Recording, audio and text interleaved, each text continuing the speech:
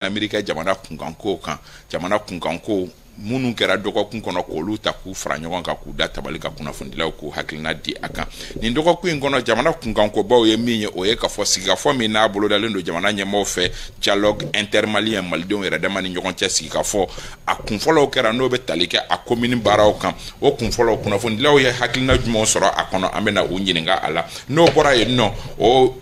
sigikafɔ in hukumu kelen kɔnɔna la an y'a ye k'a fɔ parti politiques farafaralen don dɔw bɛ yen nɔ minnu y'a fɔ k'u sen b'a la dɔw ko k'u sen tɛ a la minnu ko k'u sen b'a la hakilina jumɛn bɛ a kɔfɛ minnu ko k'u sen t'a la jalaki jumɛn bɛ se ka bin u kan ani jo jumɛn bɛ se ka d'u ma an bɛna hakilina miiri kɛ o fɛnɛ kan ni an bɔr'o la jamana ɲɛmaaw ye finitigilakaw olu ka jɛkulu kura wɛrɛ hakilina sigi sen kan hakilina min n'a bɛ tali kɛ FIRA kan FIRA n'o o ye force d'intervention rapide des armées ye o fɛnɛ ye kɛlɛjɛkulu kura ye kɛlɛbolo kura ye min n'a sigira sen kan jamana ɲɛmaaw fɛ an bɛna hakilina miiri kɛ a fangaw kan ani fɛnɛ ni a nafaba bɛna kɛ jumɛn a kun ye jamanadenw olu ka se ka bɔ kunnafoni kalama yasa ka se ka nin kuma ninnu batiri sɔgɔmada in na an ka maa welelew Jangina Jara ka bɔ min ye radio Voix du Mali la an bɛ i fo k'i waliɲumandɔn Yusuf Sisoko ale ye journal l'alternance o maa ɲɛmaa ye ka fara Yakuba Dumbiya kan ale ye indicateur de renouveau o kunnafonidila ye Bintu Napo ni Bagayogo olu bolo bɛ nɛgɛ kɛrɛfɛ la walasa aw ka se ka kumakanw sɔrɔ yasa ka jaw fara o kan Désiré Dakobo baara kɛ ko o bila ka taa Dramani Kone fɛ ale b'a cari aw b'a sɔrɔ fo aw sigiyɔrɔ la an b'aw bɛɛ lajɛlen fo k'aw waliɲumandɔn aw ka danaya la an t'a bila da girinda la maa nakun o ka kɔrɔ ni i yɛrɛ ye an sigikun ye jamana kunkanko ye jamana kunkankoba ye k'a fɔ a kun fɔra k'a fɔ jamanakuntigi yɛrɛ y'a fɔ kabi san daminɛ la k'a fɔ ko malidenw bɛɛ ka ɲɔgɔn sɔrɔ walasa an ka se ka sigikafɔ kɛ ka hakilina miiri kɛ Mali waɲa kan ka hakilina miiri kɛ an bɛ se ka fangacɛ furancɛ fanga a kɛ hɛrɛ ni baden kɔnɔna cogo min ani fɛnɛ ni lakanabaliya minnu bɛ yen nɔ Zango jamana ɲɛmɔgɔw yɛrɛ y'a fɔ bɛnkan sɛbɛn min tun bɛ yen k'a fɔ ko fu sirila o dan na o la baaraw kunfɔlɔ daminɛna n'o ye a phase communale ye o kɛra dɔgɔkun tɛmɛnen k'a daminɛ sibiri don k'a kuncɛ ntɛnɛn tɛmɛnen o la ɲininkali kunfɔlɔ an b'a ɲɛsin Jangina ma Jangina e ye kunnafoni jumɛnw sɔrɔ ni kunfɔlɔ in kan n'o ye a phase communale ye yalima a baaraw waɲa kan ye wa Isaac k'i fo foli diyara n ye ka renouveau filɛbaga ni a lamɛnnibaga bɛɛ lajɛlen fo u bɛɛ y'i laminɛ ka Yusuf fo ka Yakuba fo u y'i laminɛ ka an ka techniciens bɛɛ lajɛlen fo u bɛɛ y'i laminɛ bon dialogue baara min n'a bɛ sen na kɛrɛnkɛrɛnya phase communale o baara min ni a daminɛna hakili la gɛlɛya caman bɛ a kɔnɔ gɛlɛyaw bɛ a kɔnɔ mais n'i ye baara yɛrɛ tacogo jateminɛ minnu bɛ kɛnɛ kan olu de b'a f'i ye ko wasa don parce que n'i fɛnɛ tɛ fɛn mun kɔnɔ minnu bɛ kɛnɛma olu fɛnɛ bɛ ka kɛnɛma kuma fɛ kɛrɛnkɛrɛnna minnu ma taa hali n'a sɔrɔ an da bɛ tila ka se yɔrɔ ma mais kibaruya minnu kɔni bɛ yen nɔ i b'a ye k'a fɔ a baara kunfɔlɔ ninnu na i b'a ye k'a fɔ minnu bɛ kɛnɛ kan u kɔni nisɔndiyalen don a baara ye mais n'i y'a lajɛ kumakan minnu bɛ ka bɔ a kɔnɔna la a kumakan ninnu caman bɛ kumakan kɔrɔw tɛ ka sababuya kɛ kɔrɔlenw don kɔrɔlen minnu i b'a ye a kuma dɔw bɛ yen nɔ u caman sigira assise kɛnɛ kan ɲɛfɔli kɛra olu kelenw na bon i b'a ye k'a fɔ o kuma kelenw de bɛ ka tila ka sigi bi tabali sanfɛ donc o ye fɛn dɔ ye min ni an bɛ se k'a fɔ ni segin kan ni a bɛ n'a fɔ i bɛ ka sigi ko kelen kan donc bon o fɛnɛ kɔfɛ mais i kun jateminɛ caman kun ye min ye ne yɛrɛ ka faamu na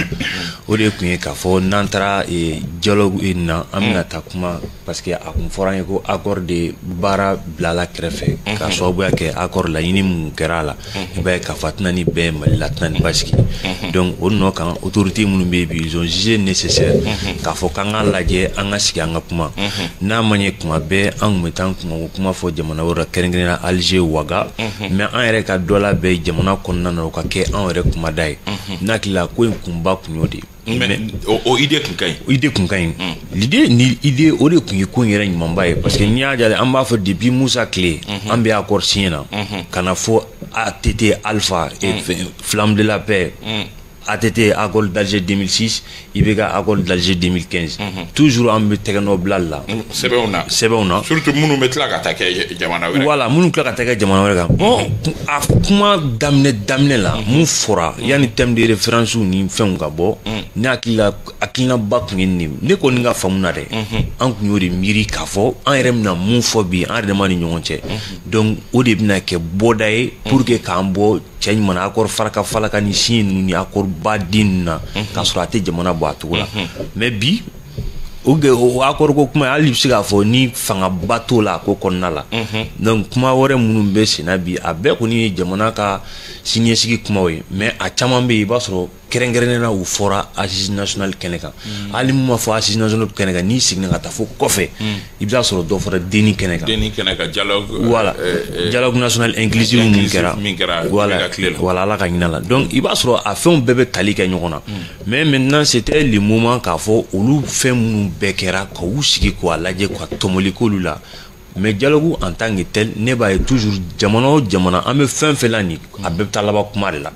a kɛcogo ɲɛna a ma kɛcogo ma ɲɛ o n taara o ma taa o a bɛɛ laban kun ye kuma in de mais ne kun bolo mun kan ka bila sanfɛ kosɛbɛ kosɛbɛ ne ka faamu na ni ne tɛ ka écho ba sɔrɔ a la ka bɔ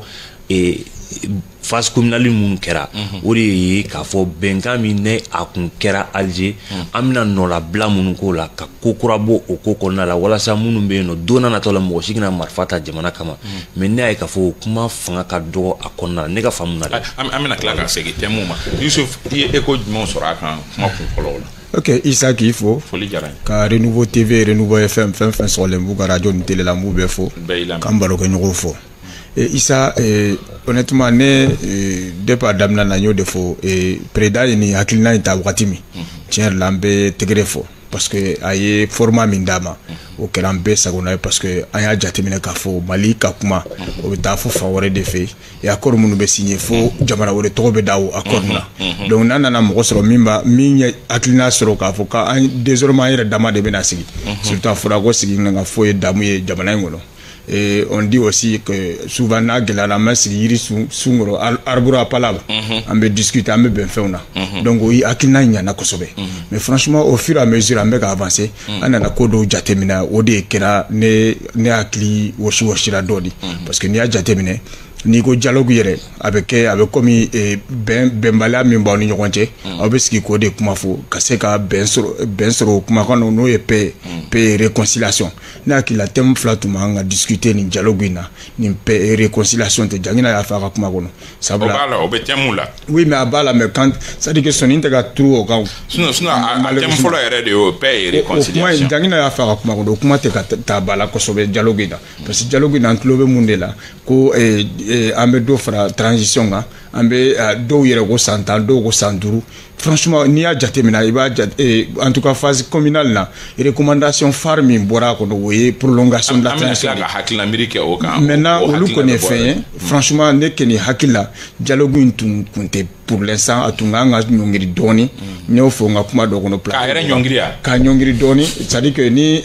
président du comité de pilotage n'o ye Ousmane Isufi ye ne y'a ɲinɛ o yɛrɛ fɛ o de tun kan ka a ɲini président fɛ a ka b'a dɔgɔkɔrɔ dɔɔni pour que c'est-à-dire que bɛn ka ɲini réellement minnu sen bɔra a ko la olu ka se ka sen don a la n bɛ fɛ ka min fɔ rebelle ex-rebelle ninnu ka fɛɛrɛ kɛ olu ka se ka na mais a fɔra ko dialogue intermalien ni mɔgɔ min t'i yɛrɛ ye malien kɔnɔ est-ce que o tigi bɛ se ka ye dialogue intermalien personne n'a renoncé à sa nationalité malienne honnêtement mɔgɔ min bɛ lutter k'a bɛ Azawadi créer est-ce que o bɛ nationalité malienne olu ye kuma de sa Issa olu ye kuma de bi Mali bɛ fan bɛɛ Kidal tun t'an bolo an ko k'a ye Kidal sɔrɔ donc on suppose que Kidal yɛrɛ de tun ye problème ye bi Kidal est dans le giron malien donc on suppose que hali minnu bɛ kɔfɛ ni maliyɛnw don n'u bɛ kɔfɛ Kidal population ko tɛ mais mɔgɔ minnu bɛ marifa ta k'u bɛ Azawadi ko kuma fɔ est-ce que olu bɛ se ka wele dialogue intermalien u bɛ se ka wele c'est-à-dire que hali ni kɛlɛ bɛ Ukraine ni Russie minnu ɲɔgɔn cɛ u bɛ fɛ ka sigi ka bɛn fɛn dɔw kan donc ce n'est pas parce que wagati dɔ la faso den dɔw ye marifa ta faso kama ko kumaɲɔgɔnya tɛ se ka k'u fɛ o fana ye fili de ye o kumaɲɔgɔnya de tun tɛ accord ye ni san 10 ɲɔgɔnna kɛra o la san 11 kɛra o ba an yɛrɛ ko accord in ma ɲa parce que k'a kɛra fan wɛrɛ de fɛ wa ko Mali a signé le couteau à la gorge o de fɔra ko mais cette fois-ci an yɛrɛ de bɛna sigi an na minnu ye marifa ta Mali kama n'u bɛna sigi an bɛna bɛn fɛn de la an bɛna bɛnkan sɛbɛn dɔ de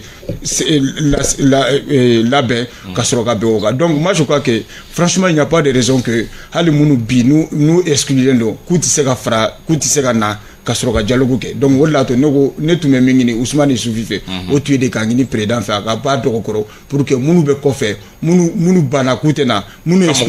ka bɛɛ la na c'est-à-dire que ni bɛɛ nana o de bɛ kɛ dialogue véritable intermalien sinon ni franchement avec comme munu ye transition kanubagaw ye dɔrɔn olu de bɛ ɲɔgɔn sɔrɔ et objectif ye min ye n y'a fɔ n ka débat dɔ senfɛ o ye dɔrɔn ka transition mɔnɔbɔ sinon vraiment ne ɲɛ t'a la k'a fɔ kun min na n bɛna pour que an ka hakilina miiri kɛ dialogue bɛ se ka kɛ sans en tout cas un pas important des Maliens. ayiwa Yakuba i ye écho jumɛn sɔrɔ dialogue yɛrɛ kan déjà.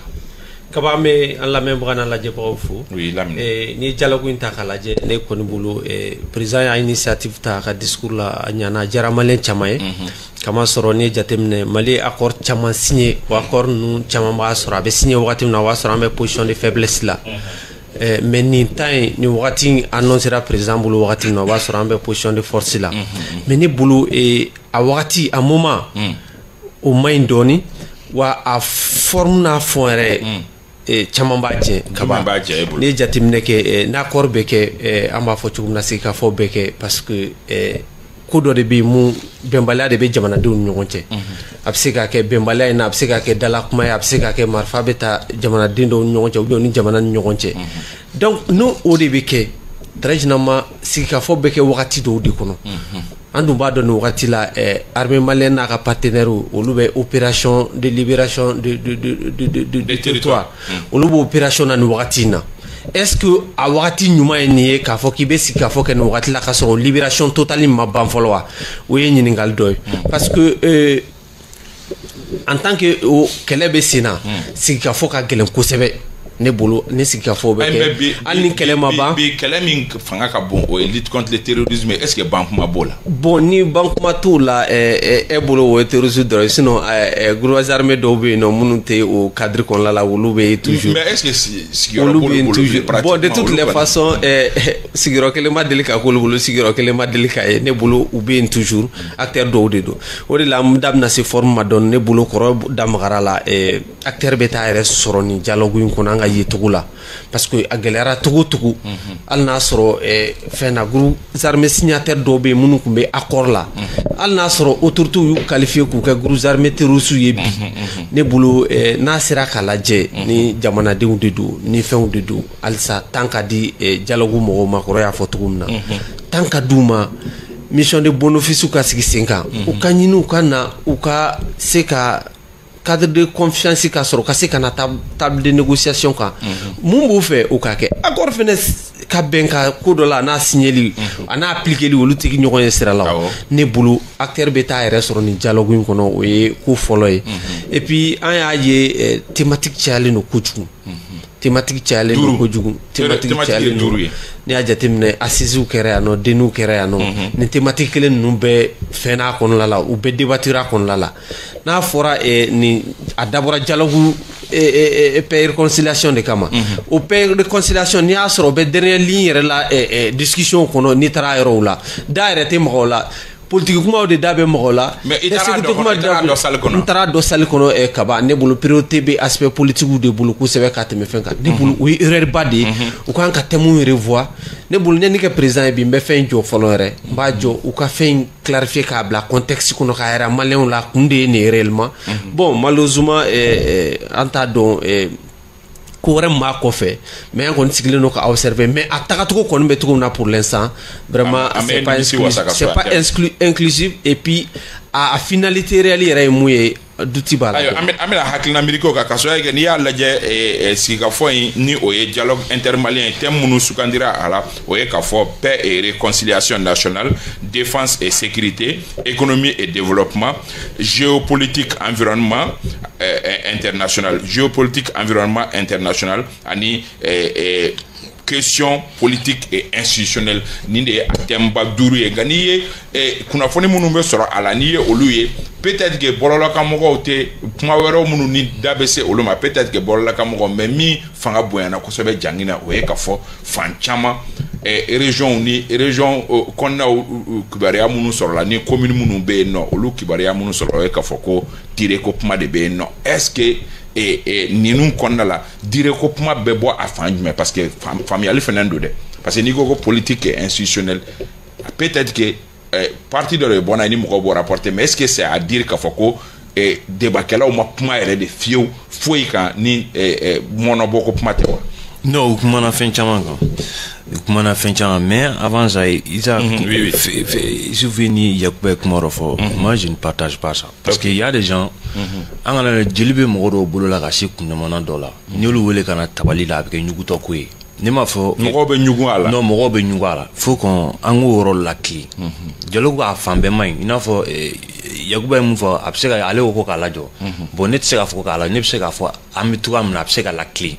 na fo ni tabale gushira sisa nga fo an na kuntine an na kunye ben kumadi mais obi diriko kuma mna on n'est pas d'accord anti diriko kuma la mais anga diriko kuma abseka na bi thématique la abi débattre ne re bulu ni abika débattre sigi dire ga bala di. Ça doit être important. Oh, ça doit être important. Avec débattu, mais n'a-t-il la tika débattu. Maintenant, mouillé kafo,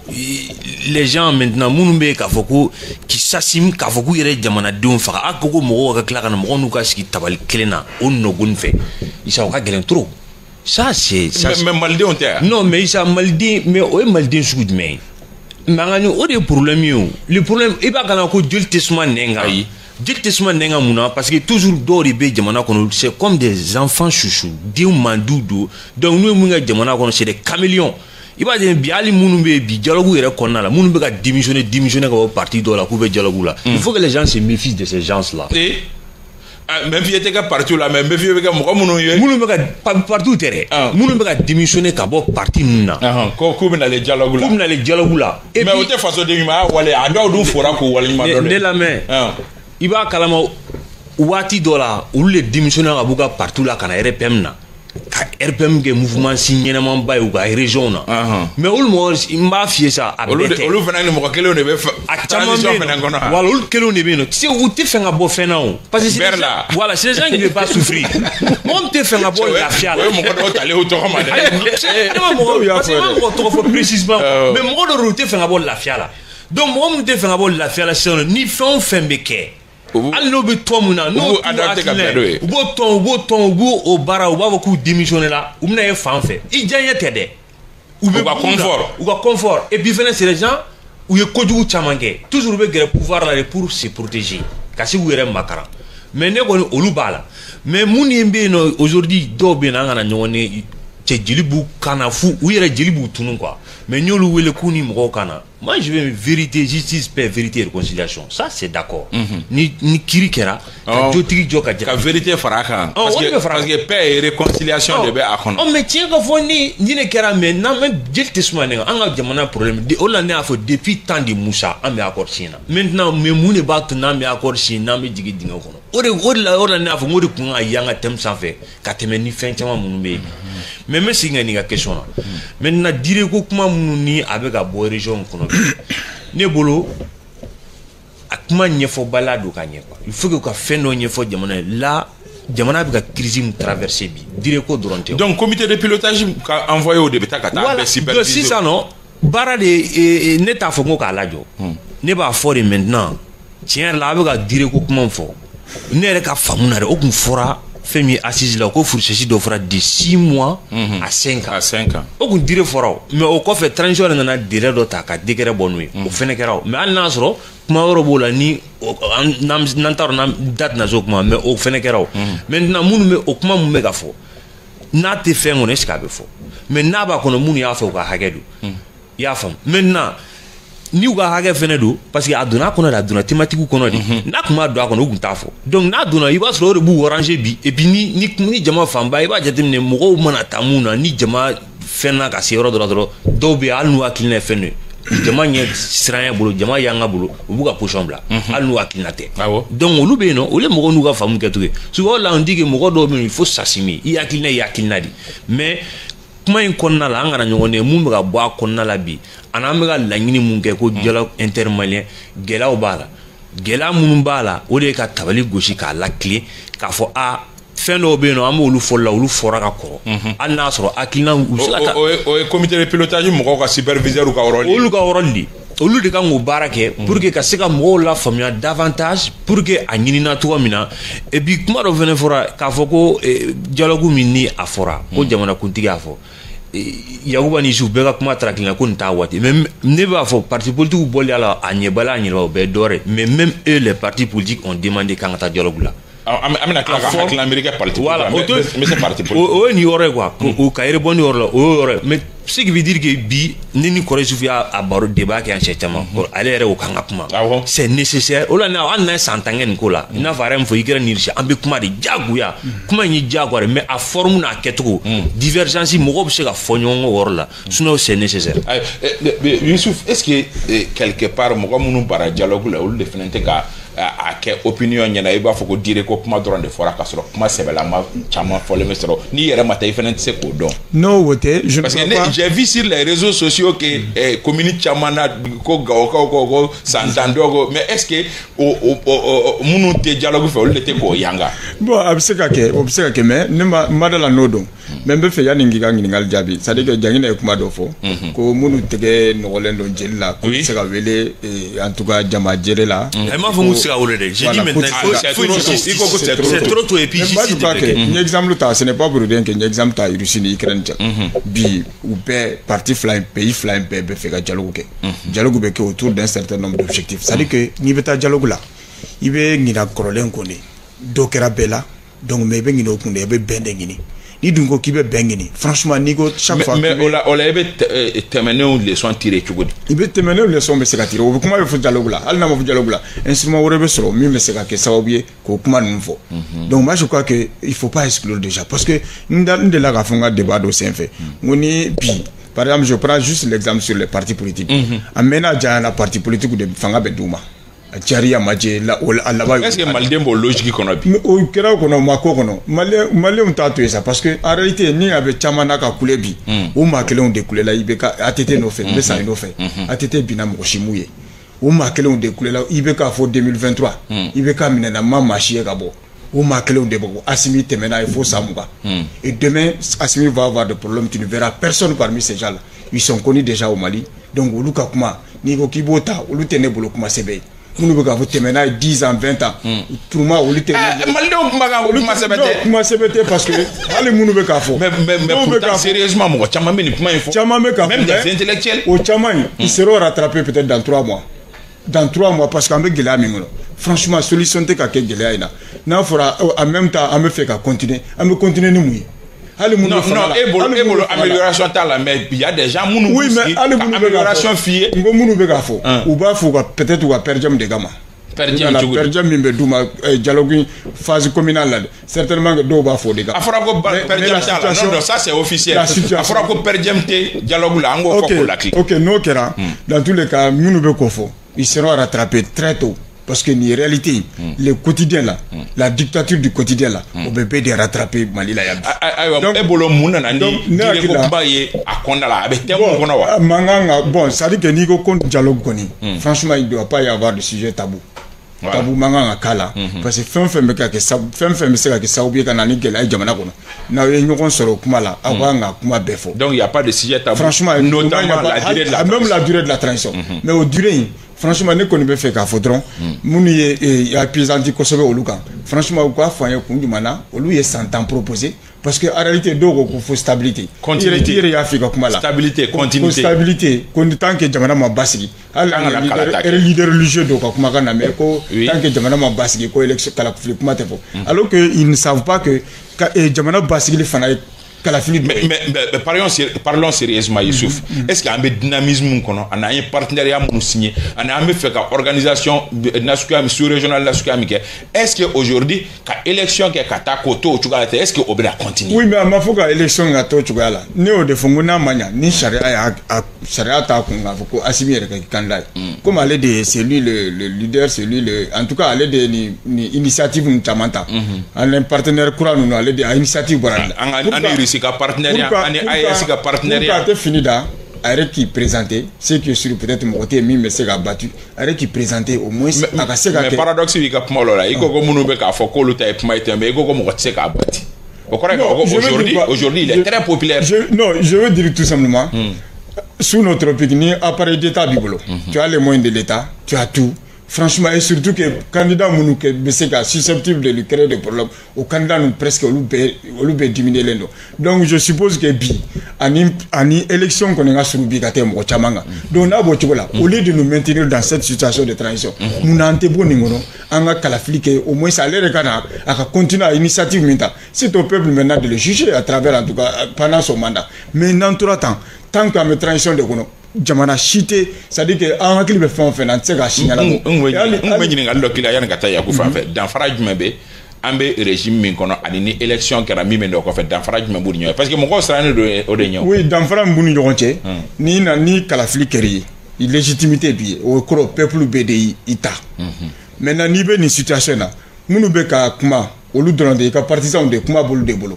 peuple peut-être la majorité silencieuse ne se reconnaît pas dans ça et filanan ye min ye jamana minnu kan ka collaborer n'an ye olu tɛ se ka collaborer n'an ye cogo si la tant qu'on est sous la transition parce que transition nana cogo min transition bɛ se ka taa o cogo kelen na. est-ce que ça c'est pas une question de choix olu jamana ani olu jamanaw bolo ka bɔ ɲɔgɔn est-ce que c'est pas une question de choix est-ce que jamanadenw yɛrɛ tɛ régime fɛ ko parce que k'a y'a bolo bɔ olu dɔw bolo hali pour que ka confiance d'e kan radio in na ni radio la maa bɛɛ jɛra k'a fɔ an ye Isa de k'an ka ɲɛmɔgɔ ye o confiance ka bon ni k'e yɛrɛ ka taa parce que donc je crois que kalafili a nafa dɔ y'o ye de ça veut dire confiance jamanadenw ka confiance de dar'i kan o légitimité min b'i la o de la to jamana wɛrɛ bɛ se ka confiance da i kan mais ne ye marifa de ta ka n'i sigi a bɛ fɔ jamana wɛrɛ mɔgɔw b'a fɔ ko tant que marifa de b'e bolo mɔgɔw bɛ siri na sinon mɔgɔw t'i fɛ. ayiwa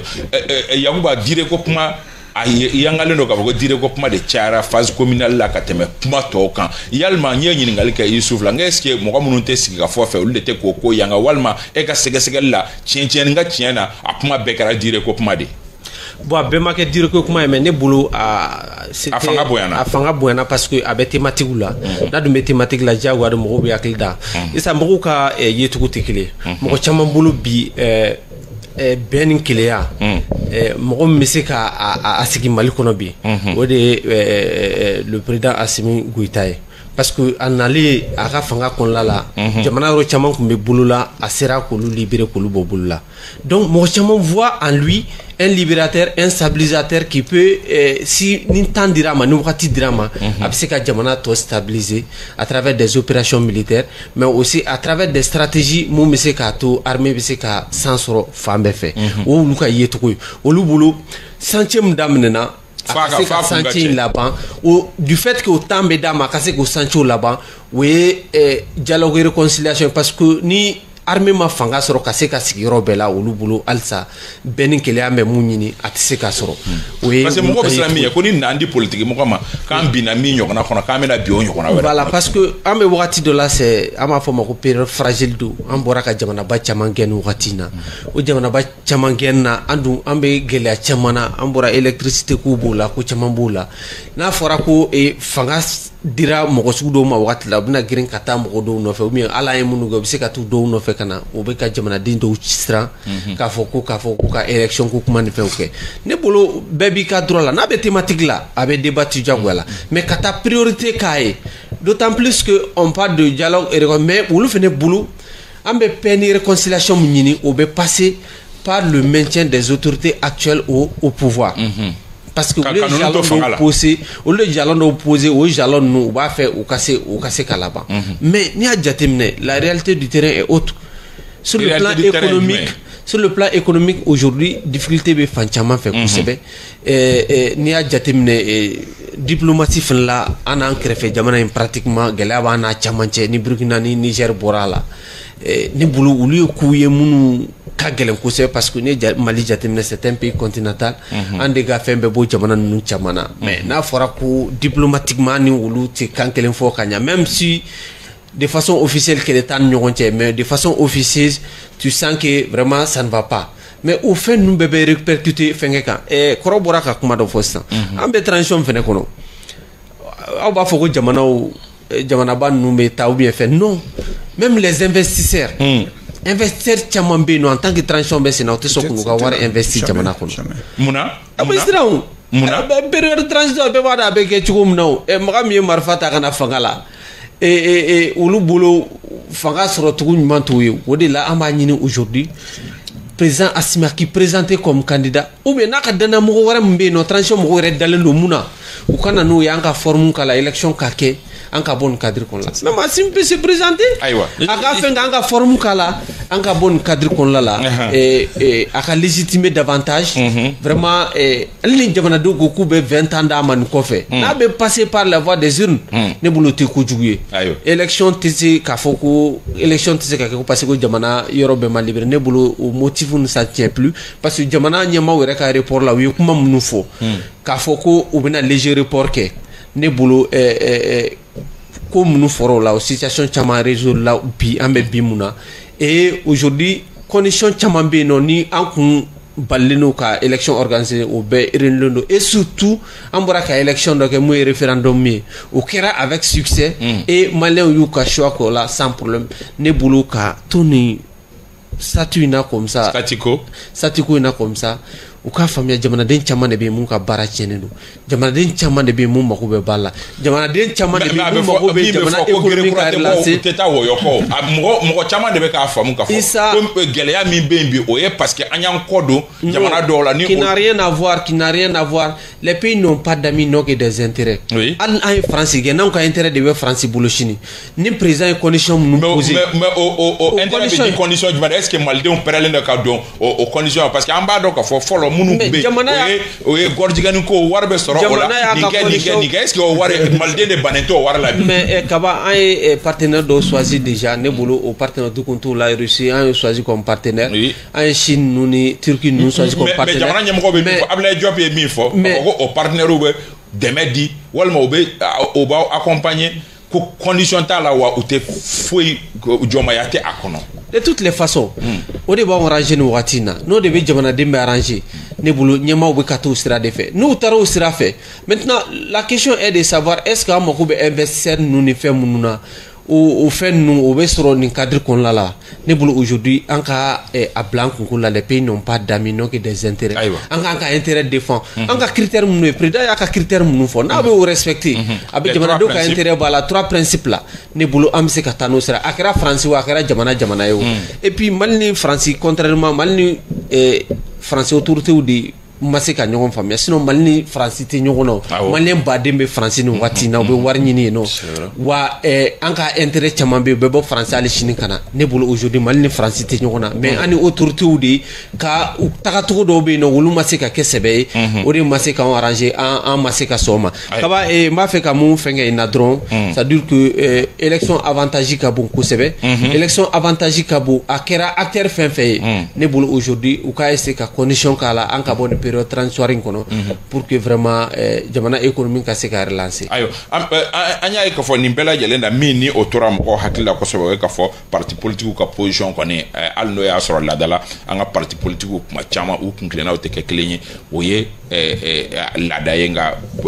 ka kɛɲɛ ni décret min taara k'a fɔ ko parti politique ka lama ko o baara sonsorola nin wagati laban in kɔnɔ o kɛra sababu ye parti politique caman kɔni bɛ yen minnu y'a fɔ k'a fɔ k'olu sen tɛna ye dialogue baara la ko k'a sababu ye kɛ ko dialogue ye olu bolo politique baara ye munna olu ka baara lamaw dabilalen ka tila k'a fɔ k'olu kana dialogue la e b'u faamu wa e b'u faamu parti politique minnu ko k'a fɔ ko u tɛna dialogue la hali n'o y'a sɔrɔ ŋaniya tun b'u kɔnɔ ka na dialogue la mais lama dabilalen min kɛra k'a fɔ ko o b'olu bali ka na dialogue la. Non, bon. Jangina Jara. Isa yani ngo kuma jabi. Maintenant thématique là on me fait répondre doni comme Yakuba ka kuma jana. Oui. Il va determiner fin no fora kono qui est très important na dingume moko kan. Tu dore odi ka fo déplacer munumbe no ani réfugiés munumbe. Donc n'bena ni yoro do ça c'est très important au kan. Ani faut ka tasi ali mbanga rebe mun révision liste électorale révision kuma. Donc au fora yoro do fene la. Bon ne won mo lu yoro fin munu ni kalata ko munu mega ni no lu re a facteur nyina man ba do parce que en liste électorale nous le problème ba la kuma chama. Donc au lu yoro nun kan. Maintenant ani o fana ko fa ali parti politique kuna mana ko man da serama donc kun be na di kuntigi ko quoi sinon parti politique e kuntigi de ya non kuntigi de do parce que thématique be non politique institutionnelle donc o yoro la na fo ko ka parti politique chaya bi ni ala ko do ne be fanga ko c'était 297 ne be fanga ko maintenant do ga be 300 na o chiffre ko ntene bulu mais c'est ka ko galon fana maintenant ni o laje o yoro na ka fo ko bi ko ka o thématique kɔnɔna la caman yɛrɛ ka ko parti politique ko ka caman ba de bɔ a la ko ka kɛ gauche ni droite ye bon ne yɛrɛ bolo n'i taara gauche ni droite ko la an tɛ i n'a fɔ i ye France mun fɔ an n'olu tɛ kunkolo kelen o y'a kɛlen o de o la fɛnw kɛcogo tɛ kelen an tɛ kelen olu kunkolo de ye mais est ce que o bɛ mɔgɔ de b'o ta k'o créer k'a fɔ k'an ka kɛ gauche est ce que francikaw yɛrɛ ta créer ten tɔ de institutionnellement o bɛɛ ni kunkolo est ce que a tɛ n'a yɛrɛ ma o ye majɛ y'a la fɔlɔ o ye majɛ n'an bɛ fɛ k'a fɔ ko la politique française la ko an ka n'o don an ta la donc minnu ka miiri ye o ye kabini dialogue yɛrɛ la fɔlɔ olu bɛ fili kɔnɔ o ye fili ye quoi mais ni parti politique tɛ est ce que u kun ka kuma kan ka fɔ ni parti politique tɛ yen i ye parti politique ko kuma min fɔ sisan n bɛna a yɔrɔnin souligner dɔɔni parce que gɛlɛya mun bɛ yen nɔ parti politique wele en tant que parti politique thème de référence minnu dir'u ma o de dir'u ma en tant que parti politique mais yanni fɛn ka daminɛ a nana fɔ k'u ka baaraw suspend o yɔrɔ de la moi je pense que ambiguïté b'o yɔrɔ la gɛlɛya b'o yɔrɔ la dɛ thème de référence dir'u ma en tant que parti politique tiɲɛ fɔ n teri a tɛ teri sa parti politique sont responsables pour se battre k'u ka hakɛw ɲini thème de référence dir'u ma ko parti politique de mais thème de référence dilen kɔfɛ a nana fɔ ko non ko baara ɲɔngiri la k'u ka baaraw sonsori la là incohérence b'o yɔrɔ la maintenant ils vont partir u bɛ taa ni tɔgɔ jumɛn de malien maintenant n'i ye fɛn ni parti politique ma a bɛ mun de kɛ a bɛ jigin a ka base de la a ka militant a n'olu de b'a débattu o thème de référence ninnu kun ne hakili la hali parti dɔw kun y'o baara yɛrɛ daminɛ ka baara kɛ dialogue kan parti dɔw kun baara ka taa thème proposer mais baara jɔlen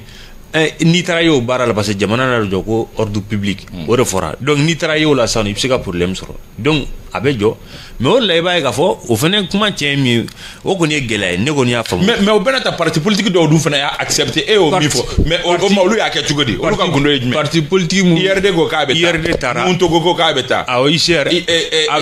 M5 ko k'a bɛ taa Umar Ibrahim Touré M5 juma M5 RFP branche a tɔ fila bɛɛ Malikura ko tɛ mais branche tɔ fila ko k'a bɛ taa branche Choguel branche Umaru Jara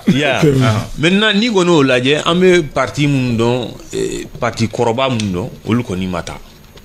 Adema RPM bon olu ma taa Parena Senas yɛlɛma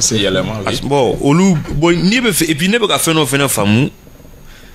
parti minnu filɛ nin minnu ban ka taa i b'a kalan ko ni parti caman de bɛ yen minnu taara denni na bon minnu ma taa denni na olu de filɛ nin fan dɔ in fɛ an bɛ t'o kɔnɔ a jate bɔ dɔrɔn oui c'est vrai i y'a jate bɔ minnu ye denni boycotté olu de bɛ ka dialogue intermalien kɛ bi wa olu kɛlen ni a ye parrainage kun tɛ denni kɔnɔ dɛ a parrainage après denni parrain nana signé ko FSD staff u taara don gouvernement na donc ça veut dire que mais alors yɛrɛ la parrainage a fɔ ko conclusion minnu bɔra la FSD y'a fɔ k'u yɛrɛ y'a kɔnɔ ko n'a bɛ appliquer maintenant u taara don gouvernement ni SOS maintenant a jateminɛ dɔrɔn la majeure partie a fanba olu de tun bɛ dialogue national inclusif la i bɛ ka tile ala k'a ɲin'a la minnu organisé olu de fana tɛ bi t'a la donc jamana bɛ to nin kɔnɔ o la i b'a jateminɛ kuma dɔ la i bɛ se k'a fɔ ko jamana ko tɛ mais i bɛ ka jo di jamana ɲɛmɔgɔw ma hali ni parti politique ma na a bɛ kɛ wa bon i b'a kana jamana tɛ se ka taa parti politique ne m'a fɔ ko mun kɛra o la k'a ɲɛna ne ko n ko incohérence b'o yɔrɔ la ka taa d'i ma ko Isa en tant que parti politique voilà Isa Kaba Sidibe mais ne natɔ ko ka Sidibe bɔ a la ka kɛ Isa Kaba ye mais a bɛ ne ko n tɛ nɔ la o ye n ka hakɛ de parce que i ye n ka fɛn dɔ o ye n ka hakɛ de mais jamana fana tɛ se ka limiter parti politique la hali n'a sɔrɔ minnu bɛ jamana baara la n'o ye politique baara la incohérence bɛ baara in na majɛ b'a fan fila bɛɛ la donc maintenant parti politique minnu taara olu fana ka kɛ mais ce qui est sûr quand même ne nin bɔra la parti politique u b'u tacogo falen pour que an kana bin situation Youssouf est ce que fulaw jo tɛ kɔrɔ la o ye wɛrɛ cɛ kun bɔ parti politique bɛ sɔn nin dialogue ka taa k'u to a politique de la chaise vide mais an bɛ parti dɔ yɛrɛ dɔn min y'a siɲɛ fɔlɔ ye mɔgɔw k'a ye politique de la chaise vide la n t'a tɔgɔ fɔ. ok Isaya ni n k'o jaabi n bɛ insister encore kalafili ko in kan. oui parce que dɔw ko ko kalafili tɛ se ka kɛ cogo si la ko tant que jamana bɛ nin kɔlɔlɔ in kɔnɔ nin cogoya in na instabilité bɛ jamana kɔnɔ. mais n bɛ exemple ta tout simplement Russie kan. Russie min y'an bi an ka repère ye. olu y'u to guerre la Ukraine guerre la Poutine y'a ka élection kɛ ka gagner. mais on m'a tant de construction sur le pour que ka se k'u se nin hakɛ ma entre Poutine et Medvedev et instabilité man kan ka kɛ prétexte ye parce que en réalité ni an tora nin kɔnɔ an bɛ stabilité min nɔfɛ an tɛ n'o sɔrɔ tant qu'an bɛ transition fana kɔnɔ parce que mun de la transition une guerre an bɛ guerre de la guerre bɛ entretenu de guerre ye wari de ye et bi wari de ye problème ye Mali la bi wari tɛ ka sɔrɔ dɔw fana bɛ exemple ta Sénégal kan ko Sénégal élection kɛra mais bi Sénégal élection kɔfɛ minnu nana fanga la u ye wari min sɔrɔ bi dan t'a la 160 milliards k'u y'o sɔrɔ fa dɔ fɛ donc pratiquement bɛɛ de bɛ ka girin Sénégal kan bi parce que au moins le Sénégal est une bonne destination le Sénégal y a la stabilité dɔw bɛ k'u disi gosi o la an ka autorité dɔw Sénégal ta exemple la alors que différence min bɛ Sénégal ni Mali cɛ o y'o yɛrɛ ye kalafili de bɛ kɛ Sénégal ka président sugandi ka minnu ka ka jamana diriger kalafili de bɛ kɛ k'olu sugandi n'o kɛra i ni diɲɛ maa bɛ bɛn diɲɛ maa b'i bonya diɲɛ maa b'i Sénégal ka terrain tɛ kelen o. Dans tous les cas, pays bɛ pays. Donc n bɛ fɛ ka min fɔ dɔrɔn. Les crises tɛ kelen. Hali Sénégal ne fait pas face au terrorisme. Voilà, crises o tɛ kelen quoi. C'est vrai. Bachar élection kɛ Syrie k'a sɔrɔ a ka fan dɔ bɛ minɛlen dɔn. Donc moi je crois que guerre tɛ se ka kɛ prétexte pour ne pas aller aux élections. Mais chaque crise, chaque pays a sa particularité. De l'avènement de la démocratie à nos jours, il n'y a jamais eu d'élection k'a fɔra k'a kɛra sur toute l'étendue du territoire. An b'a lajɛ dɔrɔn a bɛ se ka kɛ yɔrɔ min a ka kɛ pour o ka se ka dɔ b'an ka dege. Parti politique. Maintenant parti politique ta franchement Diaguiné ye yɔrɔ min fɔ n sɔnna n b'o ma dɔɔni parce que en fait on ne peut pas vouloir d'une chose et son contraire. E bɛ fɛ bɛɛ ka na da ka don kuma la et en même temps ko dɔw k'u ka baara dɔw jɔ. C'est le fait de suspendre carrément les activités des partis politiques. Mais est-ce que les partis politiques sont essentiels ou leurs activités qui sont essentielles? Non, en fait, vous pouvez exister. Parce que, en réalité, Issa, franchement, Diaguiné est exemple Mindi. C'est comme Nigo Issa Kana Messi de Vega Bala. Franchement, vous avez dit parti politique ou m'a dissous ici. Activité politique ou de activité politique. Et puis, à ma foi, que Diamana activité politique jora afara ko parti politique ga ni ko politique mo ko activité jo c'est comme ni ko ka bara dablaw parce que en réalité oluka existence liée de l'activité politique de la façon do bara de yo fana yo activité politique de fond mais nous on a façon comment faire est-ce mais ou tu sais kana o chokola parce que et moi je leur donne parfaitement raison parce que en réalité ou tu hal ni suspension tu meke itunga nga to de fo dialogue nga teme parce que dialogue là il veut faire de kana ni veut faire bekana parce que ben ali na fay jumande afra ko activité politique ou suspend pour que dialogue ka dans la sérénité parce que ça veut dire dans la sérénité c'est important dialogue détracteur be comme il faut ko peut-être ni parti politique na la ko lu tume son qui opposé durée de la transition parce que déjà 31 ou déclaration men que le 31 mars il est mentionné clairement qu'a ko vide juridique be ko jamana 600 ko shara mintara ko délai mintara ko délai bana ko donc ko lutte autorité munube ko autorité de fait ou donc no yo kuma min fo ani ou ka activité ou ka suspend à la veille donc munu détracteur munube ka fo ko en tout cas ku suspension kunede parce que ou te fait mo kata ibalamine oluni ou ka durée de ou ka prolongation de la transition donc moi je crois que ça a été une erreur et les partis ont raison de ne pas aller en tout cas à ce dialogue là parce que tout simplement oui binde te ka busengoro Yakuba parti politique ou ka position munu ko ko uteta ko parce que ka lama o joranga olu krefe do be munu malgré que activité politique suspendue olu sona kata famille munante ñoko famola kaba fanga fendo de formalé Mali kono ni parti keme ou bien keme saba de be Mali kono ama forma des vrais partis politiques olu dondu atete mentanga munu be se ka conseil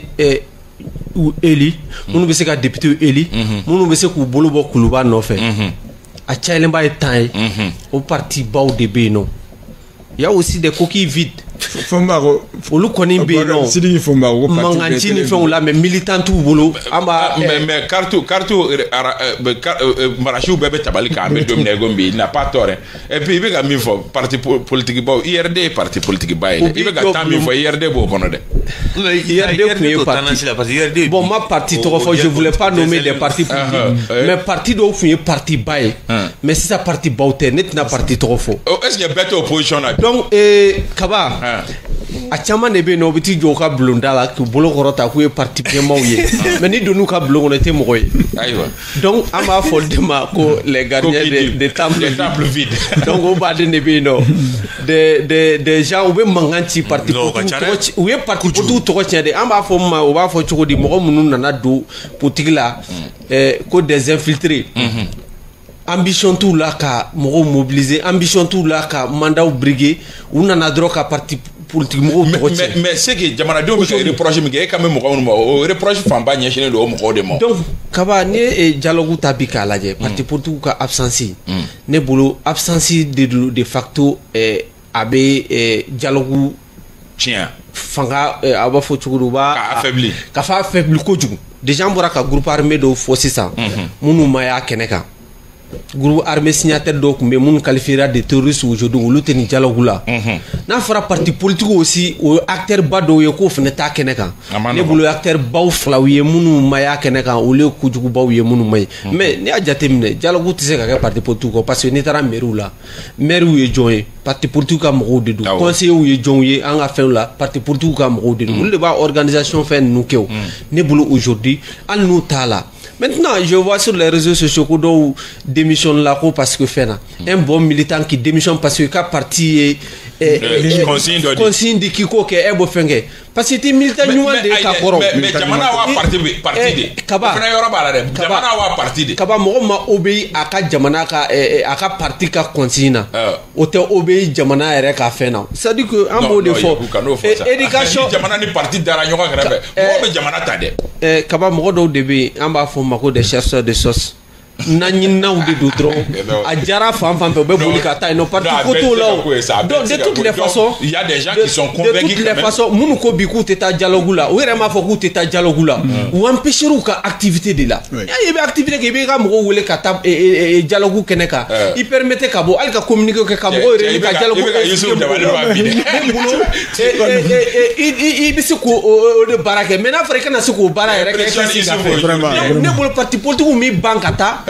contre an ka autorité minnu bɛ yen olu de y'u bali u ka taa kɛnɛ kan parce que ni ko k'u k'u ka baara kɛ donc u tɛ se ka mɔgɔw mobiliser ka taa kɛnɛ kan o donc ne bolo aujourd'hui la vérité est là bɛɛ ɲɛ bɛ tiɲɛ na ni ko mɔgɔ ka activité suspendra o ma kɛ dɔ wɛrɛ la fo dialogue yɛrɛ daminɛ wagati ko an ka mɔgɔw fara ɲɔgɔn kan wagati min na ka kuma ni mɔgɔw ye mais ne ɲɛ bɛ mun na nin ko la dɔrɔn parce que an ɲɛ bɛ conclusion fɔlɔ mun na mun ye durée fɛn ye dɔrɔn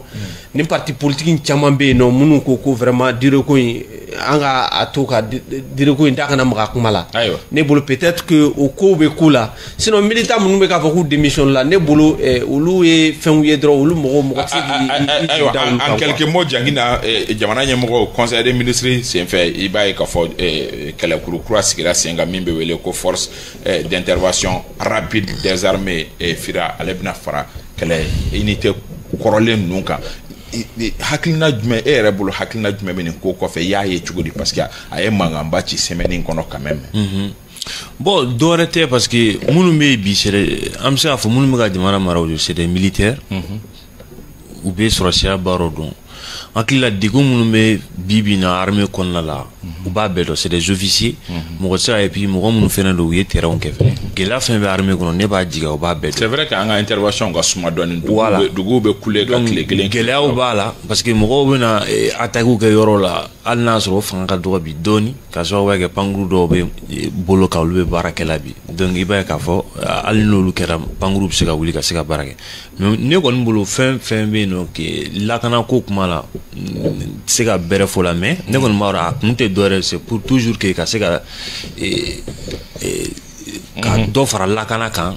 pour que i yɛrɛ mun fɔ sɔnɔ gɛlɛyaw mana kɛ joona joona donc mɔgɔ minnu bɛ se ka wuli ka se ka taa o yɔrɔ kɔfɛ la komi a fɔra ko terroristes b'a la ni jamana ka lieu public belebelew b'a la olu lakanali b'a la donc olu ye yɔrɔ sensible ye bon terroriste ko in ta fanfɛla ne bolo c'est très bien mais ni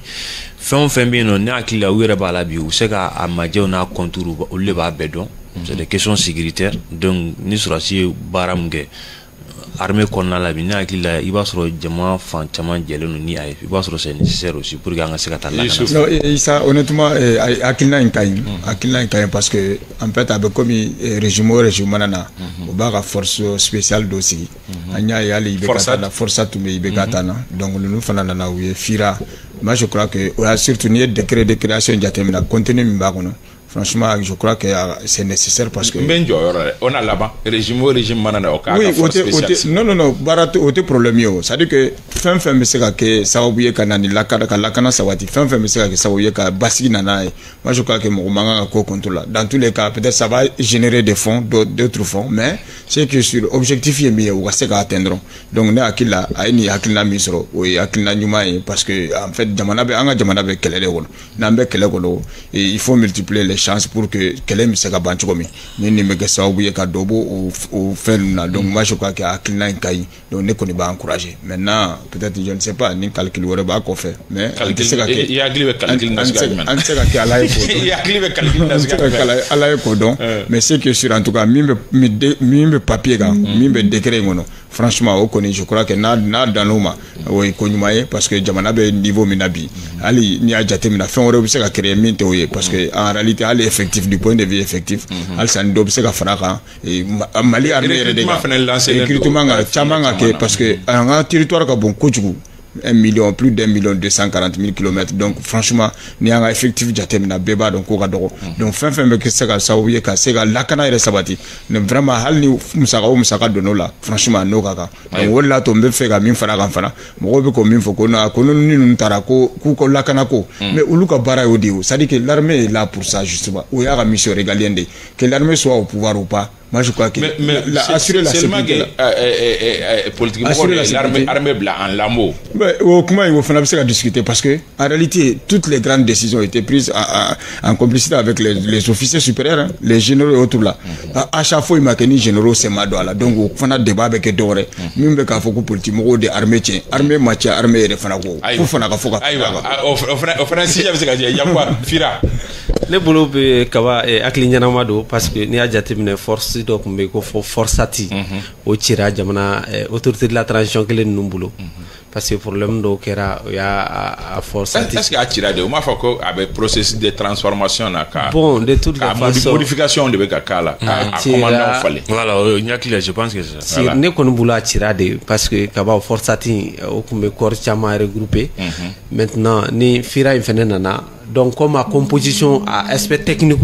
à composition menake mu d'aide là ko détail di moma c'est une question militaire donc en kon tout don folo mais ne kon bulu ne ka yetugo la force atim flene ayo de remplacer au remplacement de do parce que déjà voilà nous faut attribution force antiterroriste et flene ya ka mission ta la pratiquement aux missions que les contre le terrorisme et toko de be là maintenant composition ou lu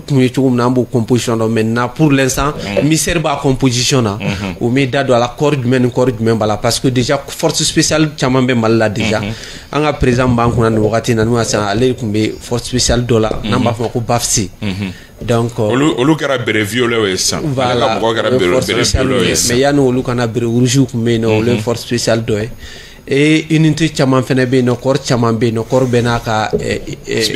force spéciale be no maintenant ni fira est-ce que abina ke force spéciale no ulde bna élément de bna tiro ulu bela ko bege comme force atik mechugumna ne bolo umo o nyefolike moye misère beaucoup la folo maintenant de toutes les façons au lieu de question sécuritaire do nous ya do ko ne bise ka a kunya na bo ne bolo ambe ka o soutenir dans ce sens